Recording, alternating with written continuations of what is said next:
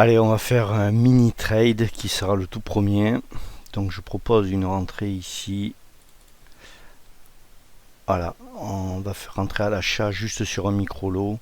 Alors c'est mon premier trade, premier truc. Je suis en train d'expérimenter, de prendre le logiciel en main. C'est clair que si ici je joue un petit, c'est quasiment du scalping là, hein. Sur quelques ticks. Si on veut être cohérent avec la prise de risque sur le reste de la journée en faisant des positions plus swing, ici il ne faudrait pas rentrer à un lot, mais peut-être à 4, 5, 6, voire même 10 micro-lots, quoi, parce que c'est un petit trade. La question qu'on peut se poser aussi, c'est, alors déjà on va attendre de voir si on est field, et si la position est prise et qu'on part en reverse, est-ce qu'on la tient en se disant que cette tentative de scalp devient une tentative de swing en surenchérissant à la descente. On se posera la question quand on y sera. Ici, j'ai tracé un volume profile sur toute cette zone. Donc c'est sur les derniers jours en fait. Et on voit bien que ici on a une résistance sur laquelle on est en train d'arriver. Il me semble qu'on est un peu en dessous. Donc on a une marge de progression de quelques ticks vers le haut, je pense.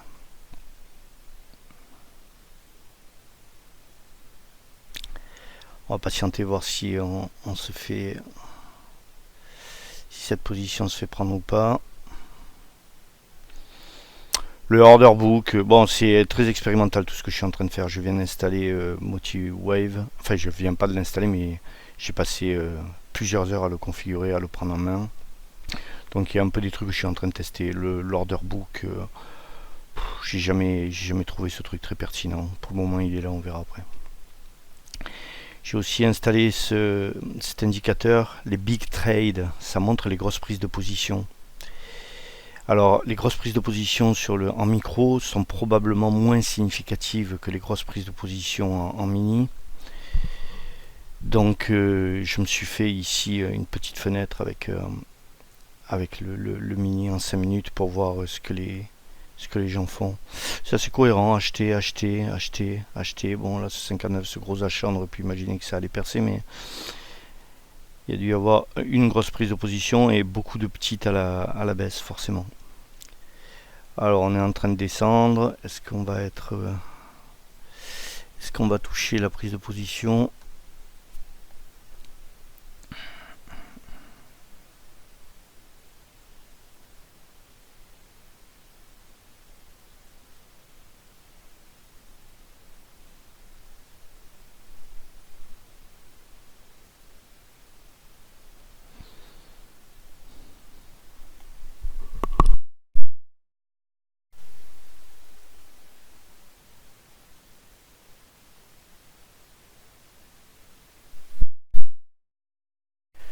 J'aime bien aussi la stochastique. La stochastique m'aide souvent à être patient et à pas partir trop vite sur les prises de position. Et ici, si je voulais absolument rentrer, je pourrais rentrer maintenant, mais on va essayer de voir si on descend de quelques ticks. Alors, je parlais la grosseur, la taille des lots en fonction du trade que vous faites, évidemment. Il faut calculer la prise de risque sur l'ensemble de la journée. Ah, on y était presque.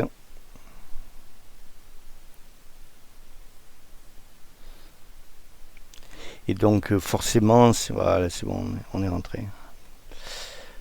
Donc voilà, c'est parti. C'est la toute première prise de position chez Fidias avec mon premier compte de challenge et avec cet environnement là de MotiveWave qui est en période d'essai pour le moment. J'ai 15 jours. On va voir ce que ça va donner. Donc allez, on suit, on va voir ce qui va se passer. Donc j'ai quand même envie de dire, c'est un micro lot. Alors pourquoi je vois pas mon order ici là sur le alors j'ai bien ma position qui est sur mon compte le réel MESU4. Pourquoi je la vois pas sur le DOM? Normalement, je devrais l'avoir ici avec le gain perte en... Ah ben si, elle y est là. Oui, oui, elle y est. Ah oui, en fait, c'est la position, il n'y a pas le order. Donc effectivement, si je voulais faire un take profit ici, voilà, je le vois arriver ici, que je peux ajuster en fait avec les dollars qui correspondent. Je dois reconnaître que ça, c'est quand même pas mal, quoi. Je sais qu'ici, il y a 10 dollars en jeu, quoi. J'ai pas paramétré les commissions encore, donc on verra ça après. Donc oui, tout petit lot, tout petit truc, tout petit trade, c'est expérimental, hein, on va dire. Normalement, il aurait fallu prendre peut-être 5 micro-lots. Voilà, ce serait un trade à 5 fois 8, ouais, à 50 balles, quoi, ce serait pas mal. Mm -mm. Pour être à peu près cohérent.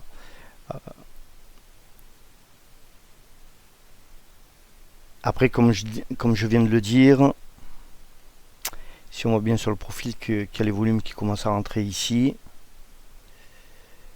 bon, on n'a pas encore rattrapé les volumes de ce matin. Et le trade, très sincèrement, où ça monte, où ça descend et où ça fait des ronds. Si vous voyez la référence, le lot de Wall Street évidemment.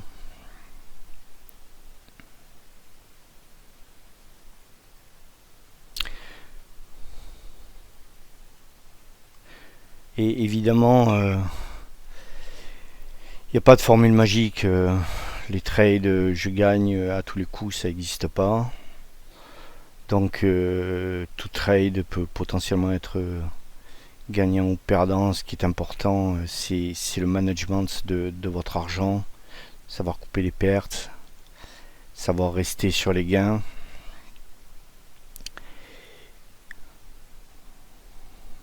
Bon, je dis que des choses que tout le monde sait là, hein, à ce niveau-là. Donc ici, effectivement, on peut se poser la question de qu'est-ce qui se passe si j'arrive vers là, quoi. Alors, contrôle, double-clic, ça doit faire un stop, voilà, c'est ça. Ici, voilà. Est-ce que si je tombe ici, j'accepte ma perte et je dis ok, c'est perdant? Ou bien est-ce que je laisse descendre, je surenchéris en misant qu'on est quand même sur une tendance haussière? Parce que ça peut... Alors j'aime beaucoup les régressions Chanel comme celui que j'ai tracé ici. Et celui que j'ai tracé ici avec 4 barres. Je trouve qu'on voit des choses sur les régressions Chanel. Parce qu'on pourrait se dire que si on descend, on peut venir taper ici, là. Mais on peut taper ici, on peut taper le centre du Chanel, ou on peut encore descendre ici. Donc, je pense que si ça descend, je vais rester dedans, parce que comme je viens de dire, c'est un tout petit trade. Il n'y a pas beaucoup de... Voilà, la stochastique là, commence à bien montrer qu'elle est en train de toucher le plus bas. Stochastique est un vieil indicateur, mais un standard. Je crois que c'est pas très à la mode, hein. Tout le monde met les Ishimoku, Bollinger et compagnie. Je trouve que tous ces indicateurs, il n'y a pas de magie, encore une fois. Ça peut aider à avoir une meilleure vision des choses. Comme je dis, moi, la stochastique m'aide à être patient. On est pas mal là sur ce petit rebond. Mais bon, on parle de quelques dollars, hein. On est à 2,50 $.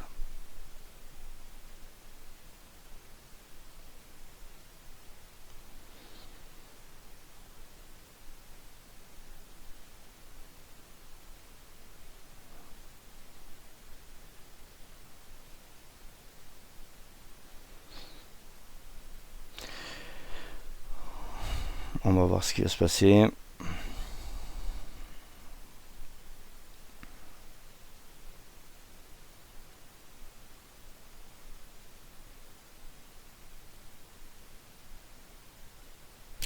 Bon, j'en profite pour un peu parler de moi. J'ai 53 piges. Ça fait des années que je suis informaticien, donc on va dire peut-être un peu... Alors informaticien, je code en C quand j'étais plus jeune, C++, C Sharp. J'ai fait du bureau d'études, du développement de logiciels, spécialement dans le domaine de la trajectographie sous-marine. Maintenant, je suis à mon compte, je fais de l'informatique générale, de la sécurité, du réseau, maintenance de serveurs, VPN, sécurité, enfin bon bref, vous voyez un peu tout quoi. Et le trading est quelque chose qui évidemment me fait rêver comme tout le monde. On a tous envie de faire des journées à 2000 balles, ce serait pas mal. Ça fait donc des années que j'ai commencé sur eToro, où j'ai perdu de l'argent, hein, forcément. Ensuite, je suis parti chez FXCM, entre autres parce que l'interface est juste excellente. Interface de TradingView, si je me trompe pas, qui est... Alors, j'ai fait des belles choses et des moins belles choses, mais globalement, j'ai perdu de l'argent, on va pas se mentir. Sur 10 ans, je sais pas, j'ai peut-être perdu 2000, 3000, 4000 balles, quoi. Alors pareil, j'ai un peu essayé les cryptos aussi, mais crypto, je pense que c'est du placement dans à très long terme qu'il faut faire, acheter du Bitcoin quand il est très bas, en supposant qu'il va remonter. Mais bon, encore une fois, on n'est jamais sûr de rien. Si, on est sûr d'une chose. Quand, je sais plus quand c'était, là, il y a quelques années, quand le Bitcoin a subitement explosé et qu'on en a parlé de partout sur TF1 et qu'on nous expliquait que les petits vieux étaient en train de clôturer leur contrat d'assurance vie pour tout basculer sur le Bitcoin. Tout ça, on pouvait être juste sûr d'une chose, c'est qu'il fallait pas y aller, quoi. Je crois que c'est Rothschild qui disait quand votre chauffeur de voiture vous parle d'un bon placement à faire, c'est que il faut surtout pas y aller, c'est que ça vient aux oreilles de tout le monde et que justement c'est là que ça va reverse et que tous les connards de riches vont s'engraisser sur les dos de tous les petits naïfs qui seront partis dans ce business là, quoi. Donc ouais, crypto, j'ai fait des belles choses. J'ai un peu gagné de l'argent sur la montée de l'Ethereum il y a quelques années. Et puis sur un gros retracement, j'ai tout paumé. Donc super quoi. Et là donc ça fait juste quelques mois, depuis février-mars, qu'un ami à moi m'a fait découvrir les Propfirm. Et effectivement, je pense que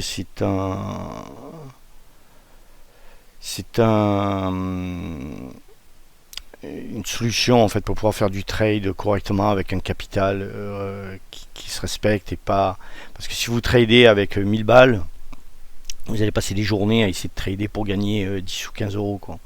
Passer une journée pour gagner 10 ou 15 euros, il vaut mieux prendre une pioche et aller creuser au bord de la route. Pour la municipalité, vous gagnerez plus, quoi. Là, avec les propres firmes et des capitaux qui sont tout de suite un peu plus gros. Alors là, on vient d'avoir un big trade à la vente. Mais c'est pas si significatif que ça. En plus, on est sur le micro. Sur les mini-lots, il ne s'est rien passé. Donc je ne sais pas vraiment si cet indicateur est significatif ou pas. Je crois pas. Donc je disais, ouais, la solution des propres firmes. Effectivement, on a un capital digne de ce nom et c'est clair que faire des journées ne serait-ce qu'à 100, 200, 300 balles, ça commence à être sympa, quoi. Et c'est possible. Enfin, c'est possible. Je suppose que c'est possible. Donc ça fait plusieurs mois que j'ai découvert ça. J'ai d'abord commencé avec Apex, où grosso modo j'ai fait une cinquantaine de challenges. J'en ai validé une bonne dizaine, je pense, en 25K. Et alors celui qui a été très très dur à valider, c'est le 250K. J'en ai réussi un sur une douzaine d'essais. Le problème chez Apex, c'est qu'on n'a pas droit au DCA, c'est-à-dire on n'a pas le droit de renforcer une position ou alléger une position, c'est-à-dire on doit faire que des trades, on rentre avec un SL et un TP et tout est là, quoi. Donc évidemment je réussis mes challenges en faisant du DCA en pagaille.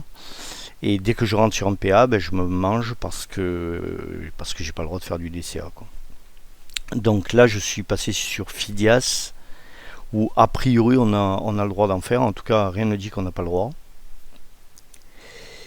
Et donc ben, écoutez, on va voir si on y arrive mieux.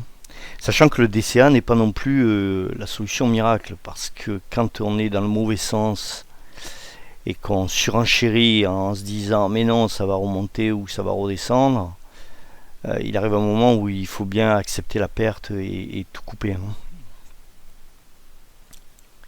Et c'est là qu'on se pose la question de combien on a perdu. Tout est question de probabilité, hein.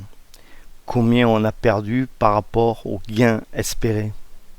Vous voyez, si ici je fais un trade où j'ai l'intention de gagner 10 balles, si je fais une surenchère, tiens, j'aurais pu mettre l'échelle des gains sur le graphe là, attendez. Où c'est qu'on a ça là? Je vais y revenir après, hein. Alors est-ce que c'est un... Ils appellent ça un parce que c'est pas dans les tools, c'est l'échelle machin là. Ce serait plutôt un...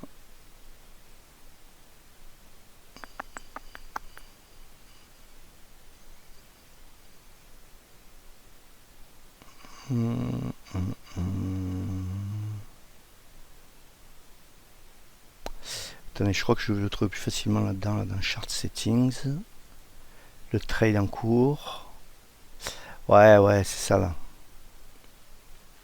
C'est pas ça? Non, c'est pas ça. Mais on y est presque.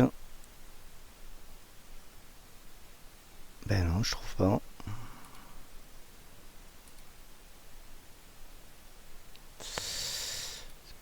Pas ça, c'est pas... Voilà, choper le leader. Apply. Voilà.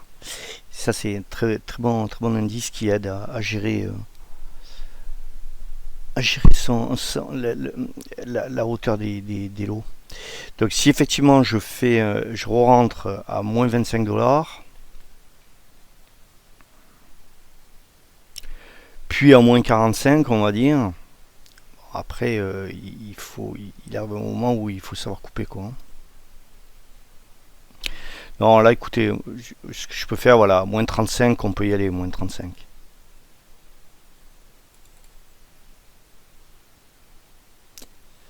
On peut y aller à moins 35. Donc moins 35, on peut supposer que si effectivement on venait toucher par là, le channel, et dès qu'on remonte un petit peu, on peut, enfin supposer que ça remonte, hein. On peut retoucher le 0 et revendre un micro-lot, pardon. Et je vais dire des lots, hein, que ce soit des mini, des micros, pas... On a tous compris. Par contre, si on sort du channel ici, on sera à moins... Alors là, on est à moins 80. Ouais, il faudra couper, quoi. Mais pour le moment, restons positifs. Finalement, cette rentrée était un peu prématurée, hein. Donc, on aurait pu rentrer plus tard, mais c'est toujours plus facile à dire après qu'avant. J'ai pas les indicateurs de vue là. Alors ça c'est dans... Ouais, finalement c'est là-dedans qu'on s'en sort le mieux. Trade. Show trade. Ça c'est lequel, celui-là? Voilà, avec la petite flèche là. On voit bien où je suis rentré.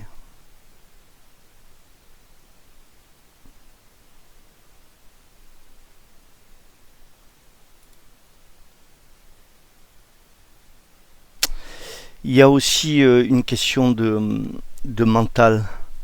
Comment vous vivez votre trade? C'est un grand débat.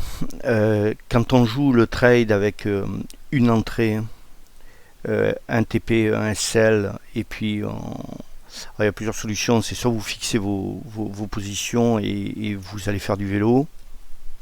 Et quand vous revenez 1 heure plus tard, vous voyez ce qui s'est passé. Hein. C'est pas la pire des solutions. Ça permet de pas flipper, ça permet de pas toucher ces trucs et comme ils disent, stick to the plan.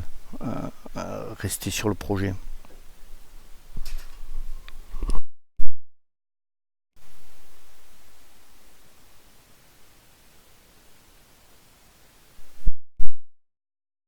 Ou bien vous pouvez rester devant votre écran et réajuster bah, les ordres en fonction de l'évolution du graphe. Mais je me rends compte que au niveau mental, c'est compliqué parce que on peut flipper, se dire je suis pas bon, je suis pas bon. Enfin, j'en sais rien. Chacun le vivra un peu à sa façon. Le gros intérêt de faire du petit trade comme ça avec de l'acceptation de perte, avec de l'enforcement de position ou de l'allègement de position, je trouve qu'en fait on lisse dans le temps le risque et c'est beaucoup plus facile à vivre au niveau mental. Vous voyez là, je suis à moins de 3 $, quoi. Je m'en tape quoi, complet quoi.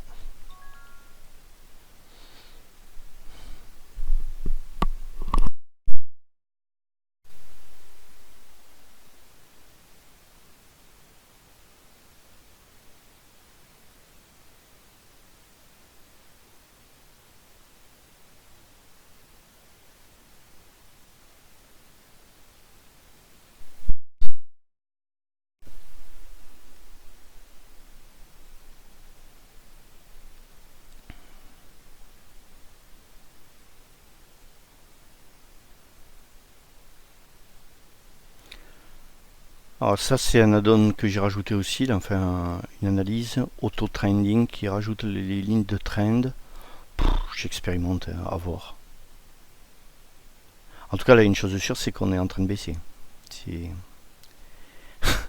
c'est c'est c'est c'est de la science.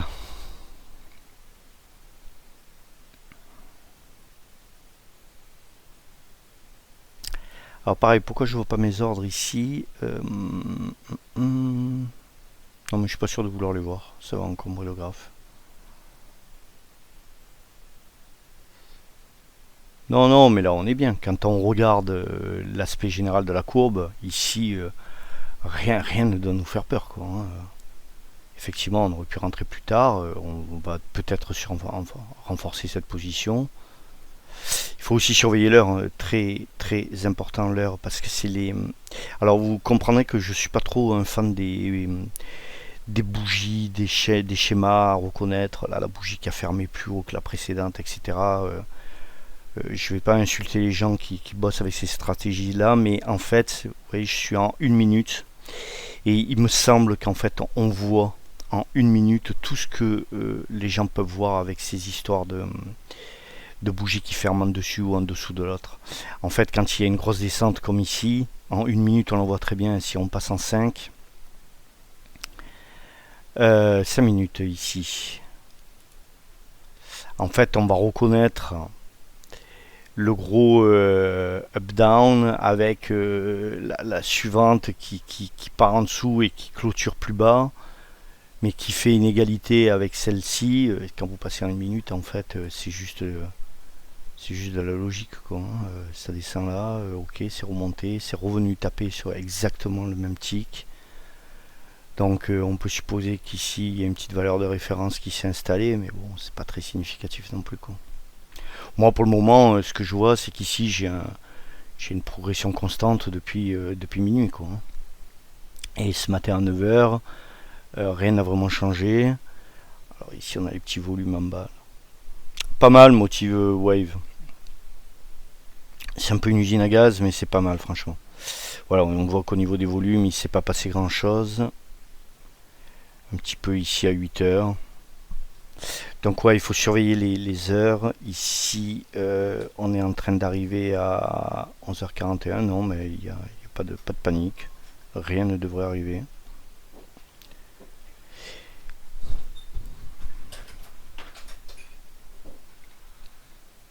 On patiente. Je vais laisser ma limite ici. Ce sera, si les choses se passent bien et que cette vidéo finit en ligne quelque part, évidemment vous aurez compris que j'envisage de partager mon expérience sur YouTube. Si cette vidéo arrive quelque part un jour et que des gens la regardent, bon, ce sera un dépucelage, on va dire. Premier compte chez Fidias, première position sur MotiveWave. Ce sera vraiment un peu de l'expérimentation.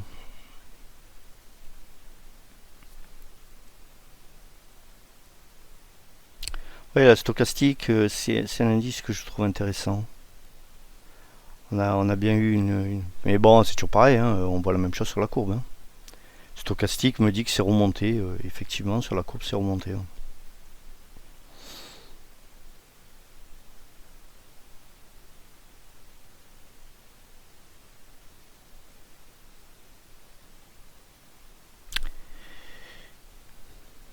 Je pense quand même que là, tout de suite, on s'est installé dans une petite descente. Régression Chanel.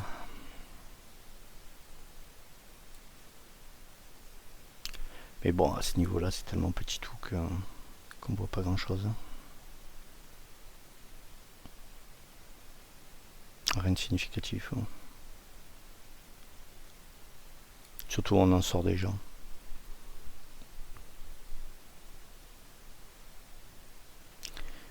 Alors, j'ai vu que MotiveWave intègre les vagues d'Elliott, Elliott Waves. Donc ça y ressemble un peu quand même. 1, 2, 3. Donc là on peut supposer une remontée par là. Et faire de l'analyse sur du 1 minute aussi petit que ça, surtout le matin où il se passe pas grand chose, c'est un peu aléatoire. Hein. Mais c'est joli ça. Est-ce qu'on y croit?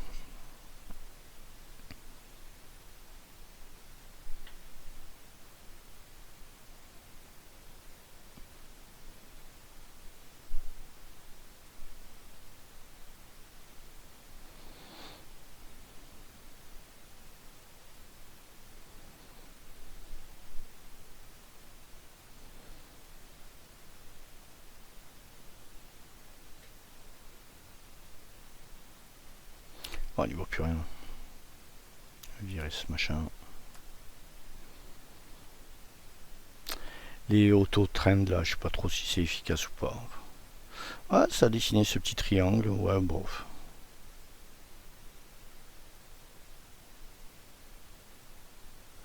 Et encore une fois, hein, où ça monte, où ça descend.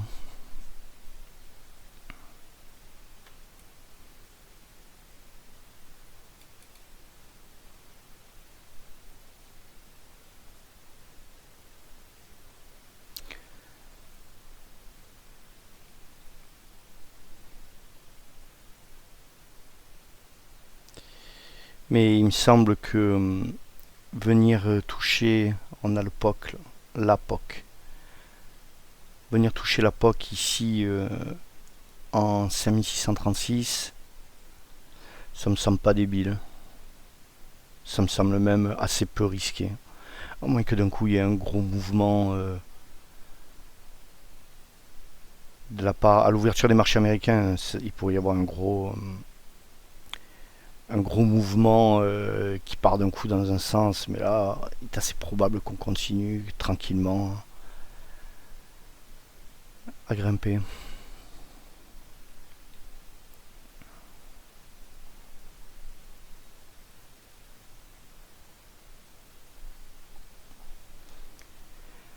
Alors justement, parce que je regarde des traders trader en live sur YouTube, il n'y en a pas beaucoup hein, d'ailleurs, qui partagent l'expérience. C'est pour ça que j'ai envie d'essayer. Alors déjà, je suis conscient que si vous le faites, il va falloir passer des heures à m'écouter, ça va peut-être vous saouler. Et encore, pour le moment, vous ne me voyez pas, mais si ça devait faire, je mettrais un petit carré et ma trombine. Mais mon idée, c'était d'essayer de partager avec vous ce qui se passe dans ma tête. Pour ceux que ça intéresse, bien sûr. Et je parle de ce qui se passe dans ma tête pour le trading. Le reste, c'est pas joli. Hein. Lol.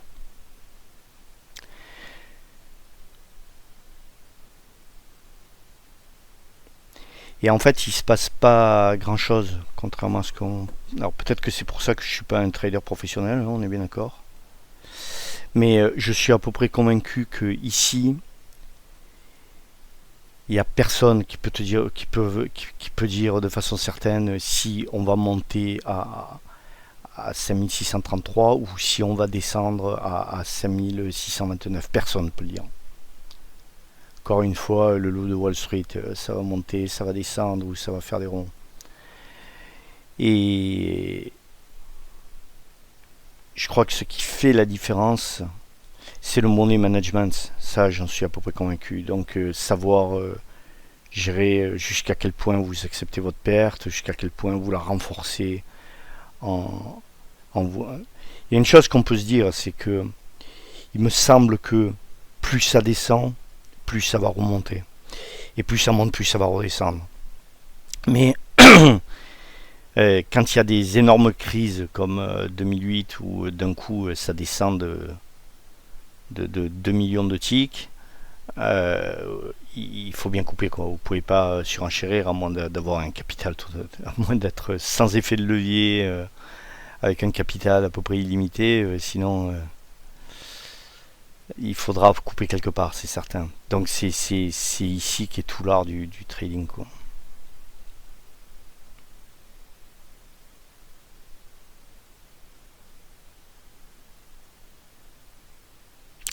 Je pense à mes amis qui sont... oui, je pense à toi en particulier, JP. Si un jour tu écoutes ça, tu dois être mort de rire en te disant putain, mais. Et l'analyse des bougies, les rentrées, les sorties, celle qui a fini au-dessus de l'autre, etc. Ouais, on est à des années-lumière.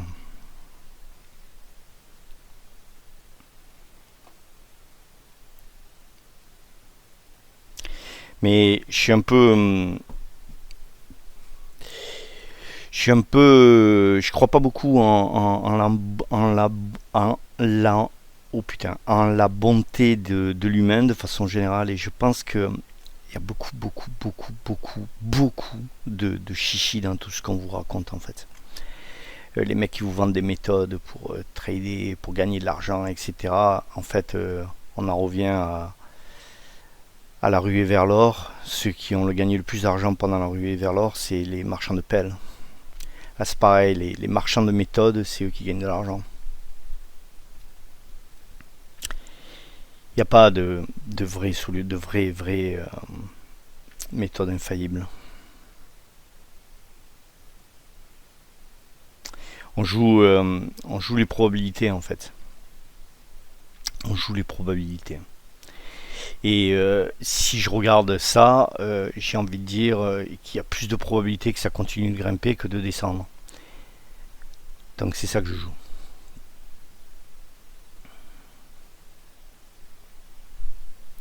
On est passé en positif. Youhou, 2,50$. Ça n'a pas payé grand chose ça.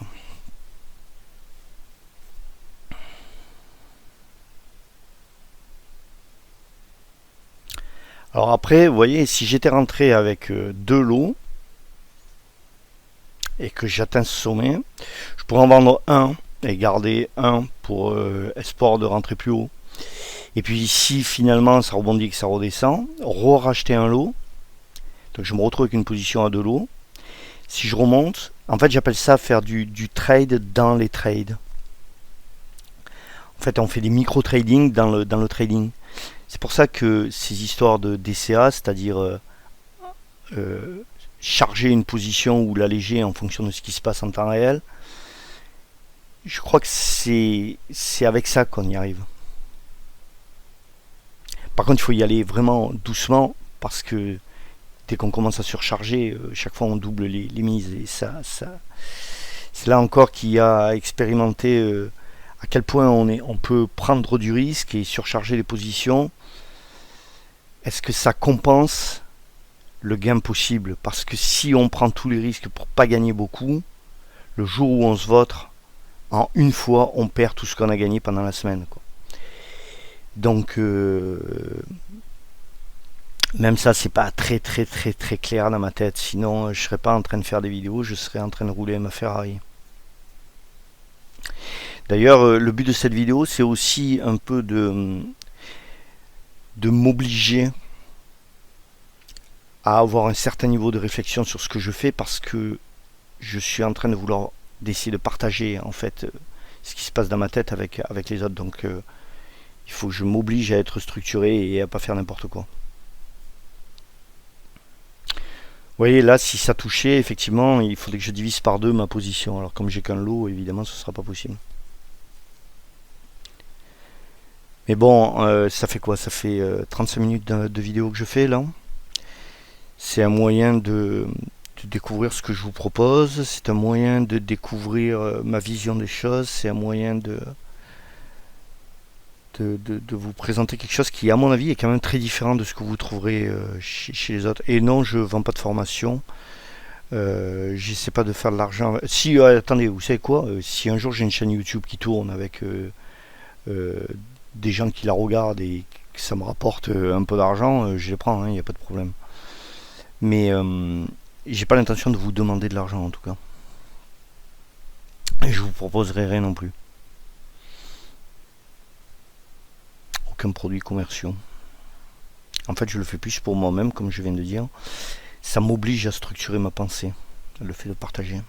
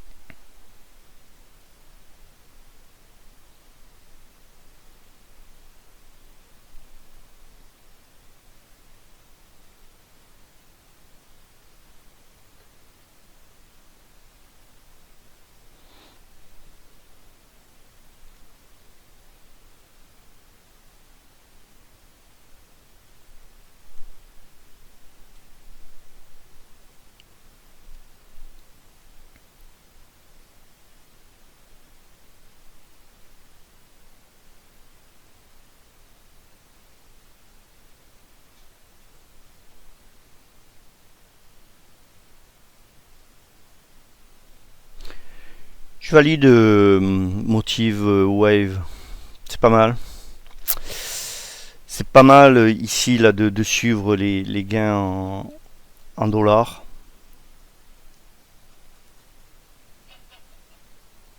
Oui, je pourrais être gourmand et monter un petit peu ma limite en me disant qu'on va la toucher là. Mais non, on va la laisser comme ça. Parce qu'ici, on pourrait se dire que la limite, voilà, si on reste dans ce channel haussier, elle peut monter un peu plus. Et voilà, écoutez, c'est pas mal. C'était le dépucelage de mon compte. Donc on va se dire que le pari est gagné. Ça fait une petite vidéo d'une quarantaine de minutes. Je vous ai parlé de moi, je vous ai parlé de ce que je vais proposer. Et peut-être que c'est le début d'une grande aventure. LOL. Bon, je coupe cette vidéo ici. On verra bien s'il y a de la suite à tout ça.